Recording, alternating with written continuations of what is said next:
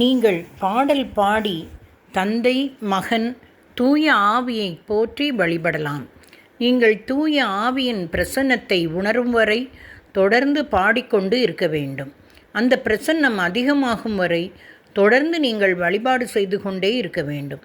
அந்த பிரசன்ன மழையில் நனைந்து அமைதியாக அமர்ந்து ஆராதிக்க வேண்டும். நான் பாடல் பாடி கடவுளை வழிபட விரும்புவேன். உண்மை என்னவென்றால், எனக்கு நல்ல குரல் வளம் கிடையாது. பிறகு நான் என்ன செய்ய வேண்டும்? நான் பாடுவதை நிறுத்திவிடலாமா? நான் தொடர்ந்து பாடுவேன். என் தனிப்பட்ட ஜெப வேளையில் நான் அமரும்போது நான் தொடர்ந்து பாடிக்கொண்டே இருப்பேன். கடவுளுக்கு என் குரல் இனிமையை பற்றி கவலை இல்லை. கடவுளுக்கு என்ன தேவை என்றால், நான் பாட வேண்டும், அவ்வளவுதான். பல படுக்கைகள் கொண்ட என் அறையில் என் தனி ஜெப வேளையில் நான் பாடும்போது அபிஷேகம் மிக வல்லமையாக இறங்கும். என் நண்பர்கள் சிலரும் என்னோடு பாட இணைந்து விடுவார்கள். அவர்கள் நீங்கள் பாடும்போது நாங்கள் தூய ஆவியின் பிரசன்னத்தை உணர்கிறோம் என்று கூறுவார்கள்.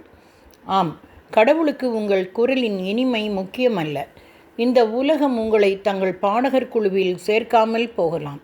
ஆனால் நீங்கள் விண்ணக பாடகர் குழுவில் இணைந்து வானதூதர்கள், புனிதர்கள் இவர்களுடன் சேர்ந்து பாடலாம்.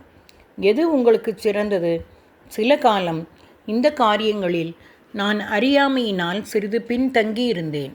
என் நண்பன் ஒருவன் சில வெளிப்பாடுகளை என்னோடு பகிர்ந்து கொண்டார்.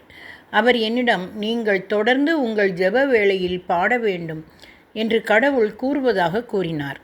நான் பாடும்போது என்ன நடைபெறுகிறது என்று கூறட்டுமா?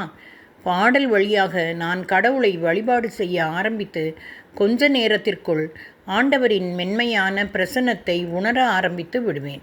பிறகு நான் தொடர்ந்து பாட பாட ஆண்டவரின் பிரசன்னம் தொடர்ந்து வலுவடையும். அது எளிதில் காணத்தக்க, உணரத்தக்க ஒன்றாக என்னில் வலுவடையும். என் தனி ஜெப வேளை முடிந்த பிறகு என் வழக்கமான பணிகளில், காலை உணவு வேளைகளில் தூய ஆவியின் பிரசன்னம் என்னில் சுடர் விடுவதை நான் உணர முடியும். பாடல் என்பது ஜெபத்தின் மிக எளிமையான ஒரு முறையாகும்.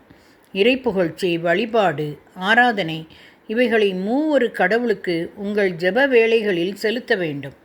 உங்கள் அனுதின பணிகளில் கூட இடையிடையே கடவுளை புகழுங்கள். இறைவனை புகழ்வதில் சிறிது ஓய்வு எடுங்கள். நீங்கள் புத்துணர்ச்சி அடைவதையும் மறுரூபமாவதையும் பார்ப்பீர்கள். வழிபாடு உங்கள் வாழ்வில் தடைகளை உடைக்க கடவுளை தூண்டும். வழிபாடு நம் போராட்டத்தில் கடவுள் இடைப்பட அவரை தூண்டும். வழிபாடு கடவுள் நம் சார்பாக செயல்பட தூண்டும். வழிபாடு கடவுள் தன் மாட்சியை வெளிப்படுத்த அவரை தூண்டும். வழிபாடு கடவுள் தன் ஆவியை நம்மேல் பொழிய அவரை தூண்டும். தொடர்வோமா நண்பர்களே?